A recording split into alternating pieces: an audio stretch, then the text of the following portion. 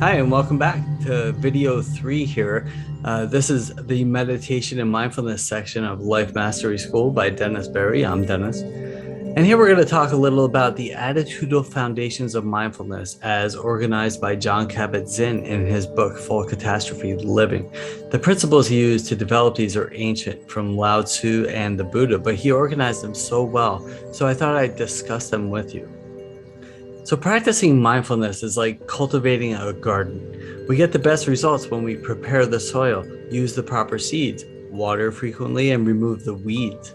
When we practice these attitudinal foundations, we're cultivating our minds to produce inner peace and success. We want to practice these foundations as best we can with our current level of awareness and consciousness. Doing this will enhance our emotional growth and the healing processes.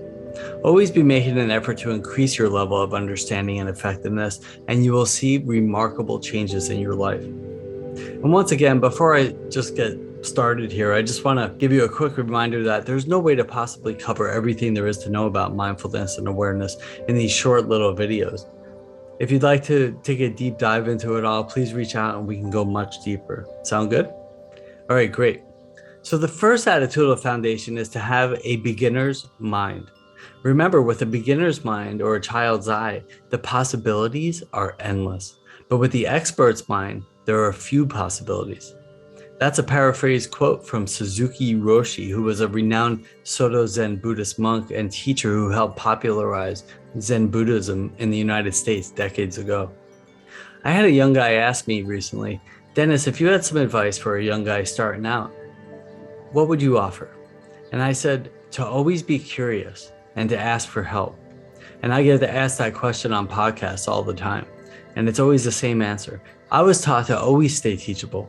If we have an open mind, we can learn anything and improve upon any situation in our lives. A closed mind seals off any such opportunities to learn and to grow. And be conscious of who you're spending time with and who your teachers are. It's said that we become the sum of the 5 people we hang around the most. So if you hang out with 5 millionaires, you'll probably be the next millionaire. If you hang around with 5 drunks on a bar stool, well, you get the point. Find people that challenge you to improve, who have something they can teach you, and then continue to learn and ask questions. The next attitudinal foundation is to practice non-judging, or to be less judgmental. And I'm not just talking about judging other people, but also judging situations, outcomes, our thoughts, and even ourselves. We all do it. And please note that when I suggest to pay attention to the judgment, to not even judge yourself for judging, but to just let it pass by. We don't have to be imprisoned by our likes or dislikes, our wants. We could just let ourselves have a feeling and then let that feeling go on its way. Does that make sense? One of my favorite quotes around judgment is that when we judge someone, we're not defining who they are, we're defining who we are as someone who needs to judge or feel better about ourselves, which is fundamentally why we judge other people. What we tend to do without the awareness or mindfulness is attach a negative feeling to our disliking something, and now it affects the way our day goes. Whereas when we're mindful and not judgmental, we detach from any emotion that might be affecting us or cause us to become less effective. And now we're free to just have a good day. Isn't that fantastic? The next foundation is trust. This is a tough one for so many because so many of us not only struggle with trusting other people, but also trusting processes and outcomes, and ultimately trusting ourselves. Trusting that anything that happens is for our greater good, even if it seems tragic and catastrophic at the time. This could be a result of something that happened when we were kids, or some of our boundaries that were violated as a kid, or even because of some recent outcomes. It becomes hard for us to just mindfully sit still or to mindfully do what's in front of us and totally living in the moment and positively trusting the outcome. When we have a lack of trust, we've given our personal power away, and meditation helps us to reflect inward, to help us access our own wisdom or even somebody else's wisdom as our own, apply it in our lives, and ultimately learn to trust others and ourselves again. Coming in contact with our own feelings and wisdom leads us to a more fulfilling life. the life we were meant to live as our genuine, authentic selves. Do you trust yourself? The next attitudinal foundation is that of patience.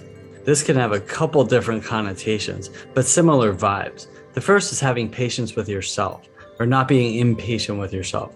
This means not being upset, angry, sad, or whatever because you're not achieving that inner peace or success in your life that you think you should be having or that you thought you would have had or deserved by now at this point in your life.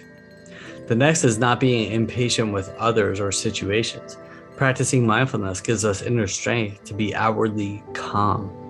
When we're mindful and aware, the actions of others or undesirable circumstances don't have the same negative power than when we're all worked up. When we meditate regularly and stay mindful of our thoughts and actions, we intuitively become more patient and tolerant of both ourselves and others. The next principle is non-striving. This is a very tough objective in today's modern, constantly busy world where we never detach from anything. We're always connected. We're always trying to get somewhere, to make money, to achieve. I gotta go. It was ingrained into us at a very young age that if we want to become successful based on the worldly ideas of what that might mean, we need to be working around the clock. There may be times for this if it's balanced properly, but consistently striving and not focusing on the task at hand will most likely, most of the time, not have the results that we're working towards. Many times we get burnt out. We make mistakes based on fatigue. We become impatient and unapproachable and make poor decisions.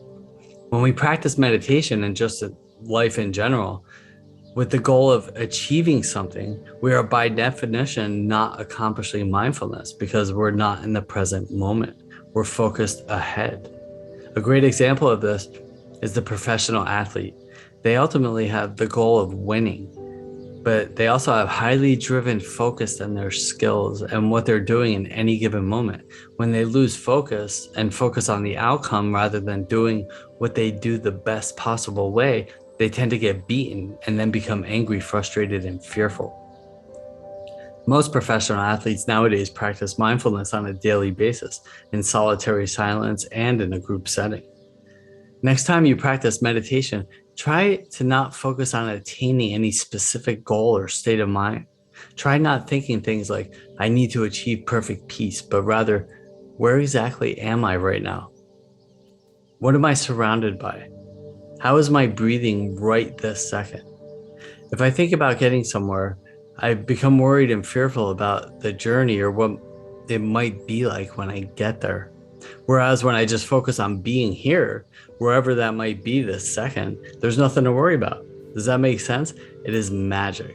Remove yourself and your imagination from the outcome, and you'll become freer than you ever thought was possible. Okay, the next one is acceptance.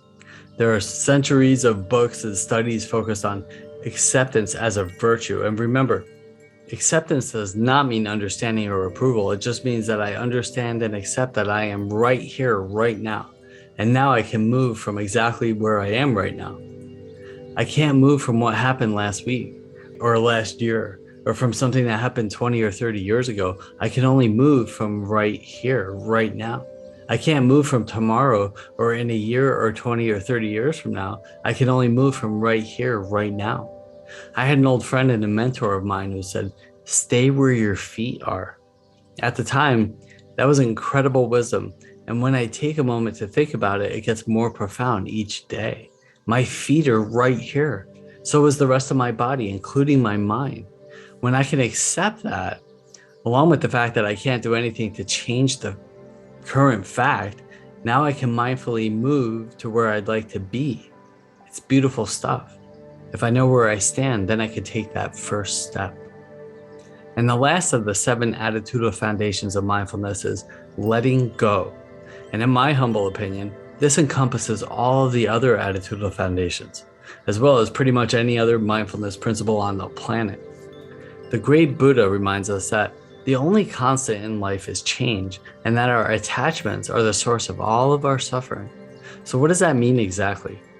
Well, there's a common, well-known definition of fear that is the most fear centers around the idea that I'm A, not going to get something I want, or B, that I'm going to lose something that I already have. Well, when we obtain things, people, relationships, jobs, money, houses, or whatever we obtain, we become attached to them.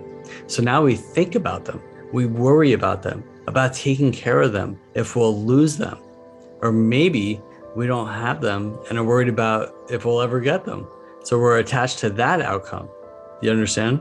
So letting go of conditions, of possessions, of wanting or needing to have something will ultimately set us free. So therefore, letting go is a powerful principle. The sooner we can grasp onto this concept of just letting things be as they are, accepting things outside of our control, the more inner peace and ultimately outer success we'll have. It only really comes from practicing mindfulness and meditation on a very regular basis. Awesome. Well, there you go. If you're having a tough time navigating these principles, please reach out. I'm here to help. I'll see you in the next video. Have a beautiful day.